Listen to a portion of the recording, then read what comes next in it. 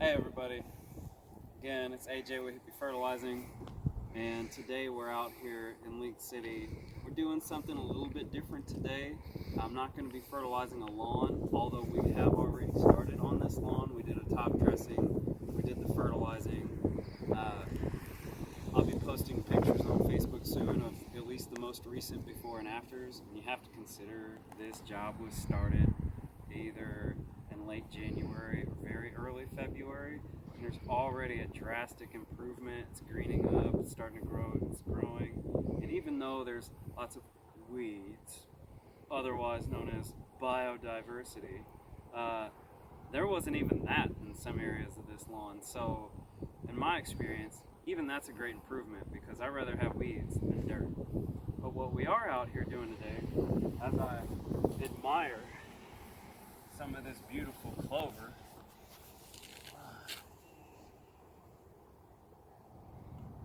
smells kind of sweet. I like it. This stuff is way softer than grass.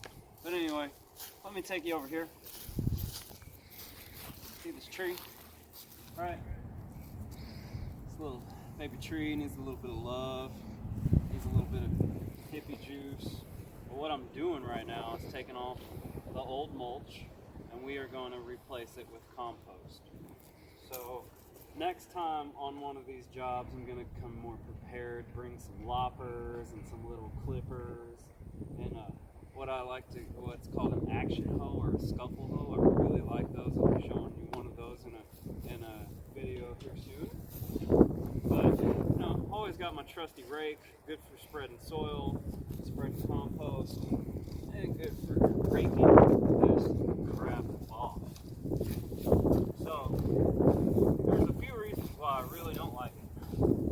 Number one, dyed mulches aren't good for your soil. If they're not good for your soil, they're not good for your tree. Look at this bad boy. It's a couple years old. Doesn't it look a little sickly? Yeah, it kind of does. It looks malnourished. Looks like it needs some help. I do get it. It's early in the season, so it is going through like a molting process. So it's not quite as vibrant as it would be in regular season, but it's still not nearly as vibrant as it should be right now.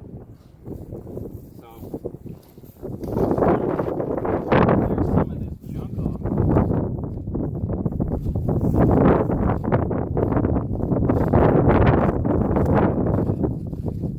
And when you do this, you'll find, and I personally despise the way most people get the trees put in. It's not the homeowner's fault. It's kind of sad. People were paying, $250,000 to $500,000, and they can't even get a good side of trees. Are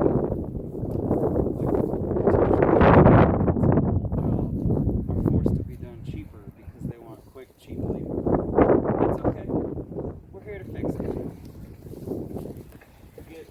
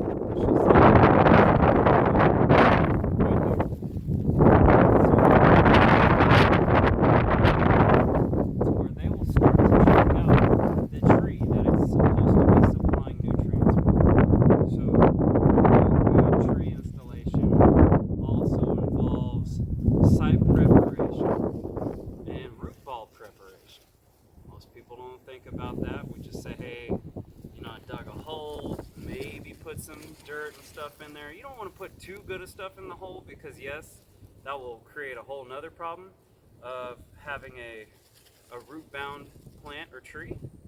but you do want to have some mixed in amendments with the stuff that's coming out of the hole. Put in your what we call native soil back with amended soil into the hole with a slightly trimmed up and busted up root ball, so those roots can go out and this thing can establish faster and healthier, so that it doesn't look like a Snoopy tree. So there's a few different approaches to this. One of them that works extremely well, especially on bigger trees, is an air gun, and they come in with these highly pressurized air guns and literally blow this stuff apart. But because it's air, it doesn't harm the roots, and then you can take the extra stuff that's around these root flares and trim it out. And as long as you're treating your soil, your lawn, and your tree properly, with proper health, it will not have a negative impact on your tree. See, like this little junk. You don't need that right up at this level. Okay, you want your roots growing deeper in the ground, not on this top layer. And I'm bringing it back a little bit today. If I had some slightly different equipment, it would look way different. But even still, this is a huge improvement for this bad boy.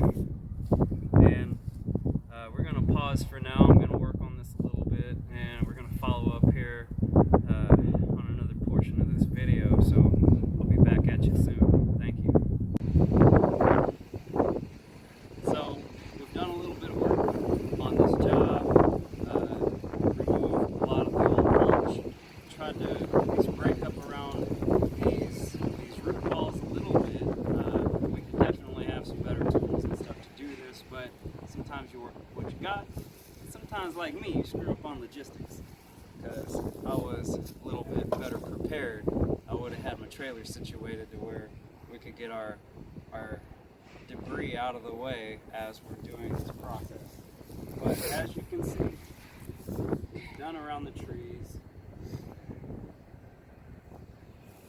Something I want to point out too is, again, it's not the best, okay? There's room for improvement here, but again, this is a huge improvement by itself. If you can see some of this coloration of where the mulch and soil was. So we're trying to bring it away from it. Now we put down some compost, and what's going to happen is it is going to help naturally open up this tight clay ball of a root ball.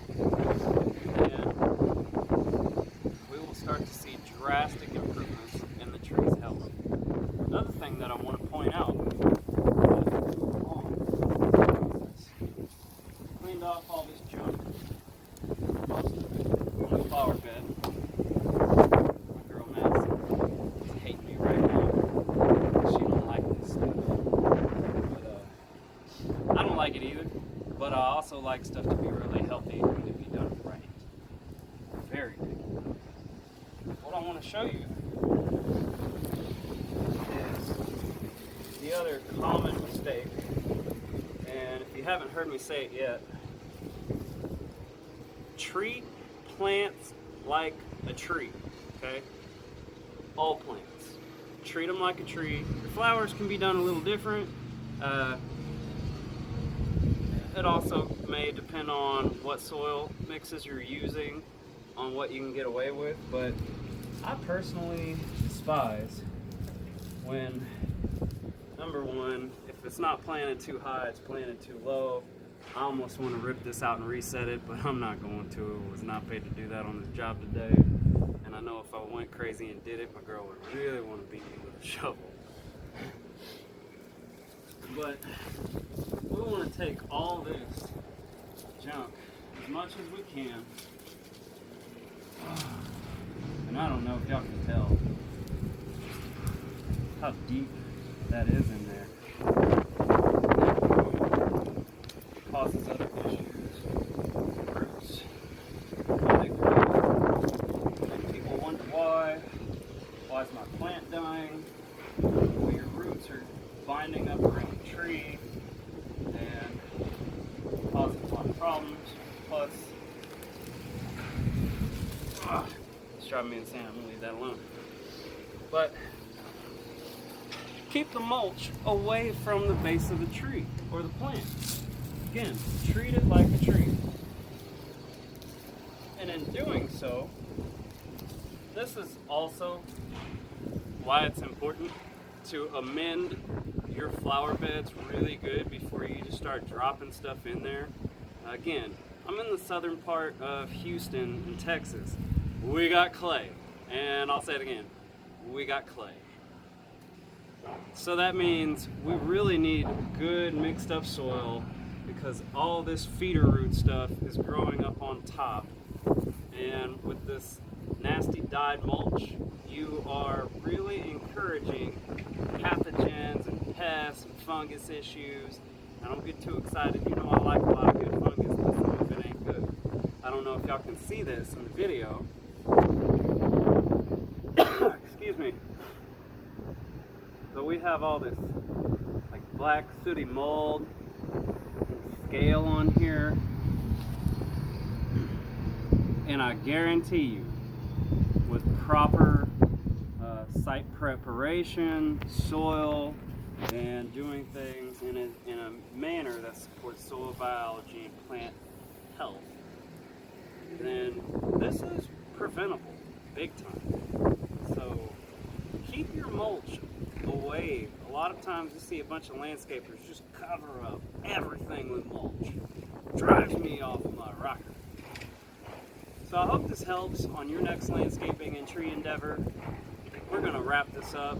I do very much appreciate your time. I appreciate your comments. And if you like this video, please like and share and subscribe. Peace out. So, conclusion here for this little cleanup. You know, again, we removed as much mulch as we could. I never ever want anybody to expect them to remove 100% of something. It's just not practical. Definitely clean this up. I'm about to blow this off, so it's not a you know, quite a finished product, but it's basically almost there. We even popped out the lights and put them back in, which, you know, may sound silly, but it even gives it little holes for compost to go down and nutrients and stuff like that.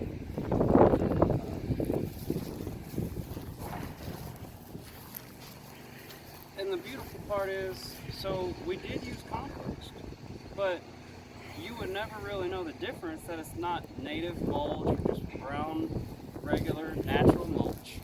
It's a little bit darker, actually, than your regular native hardwood mulch, and way healthier, a little bit more broken down.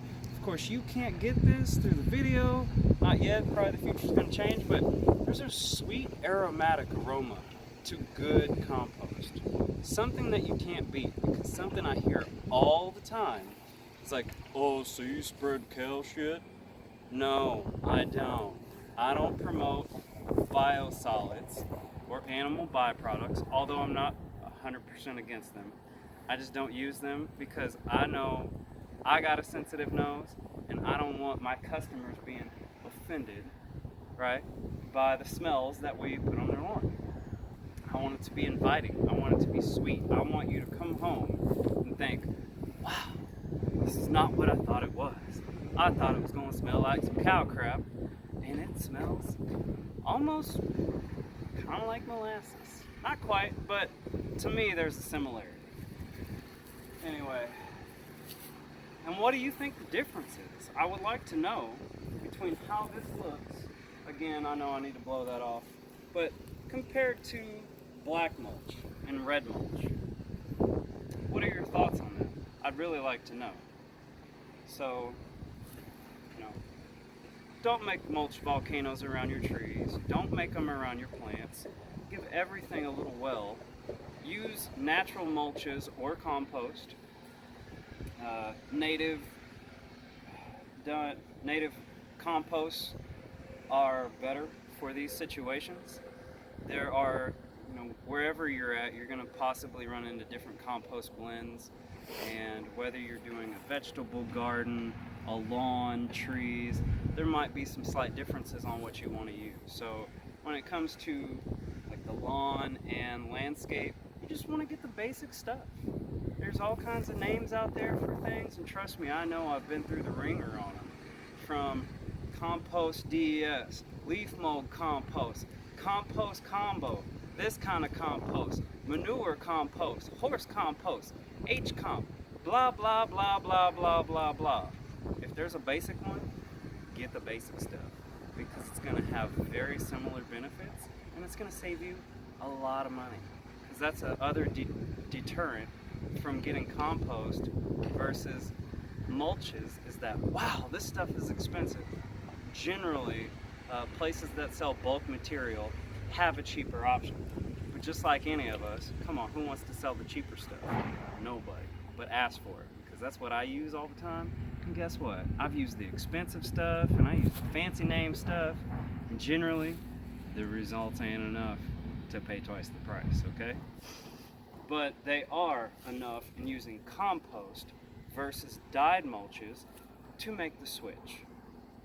You're going to have way more healthy plants, you're going to have less disease problems, you're going to have better soil, better absorption, better moisture retention, all sorts of good stuff, okay? So always keep in mind what I talk about all the time. Support soil biology.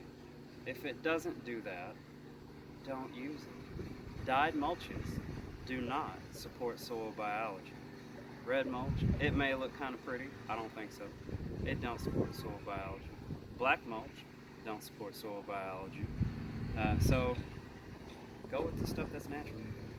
Be down with SSB. And I hope I don't do this very many more times. I want to stick to my spraying and spreading soil and spraying lawns. So nobody knows grass like a hippie. We also know a lot about soil. Check out hippiefertilizing.com. Like and subscribe. Peace.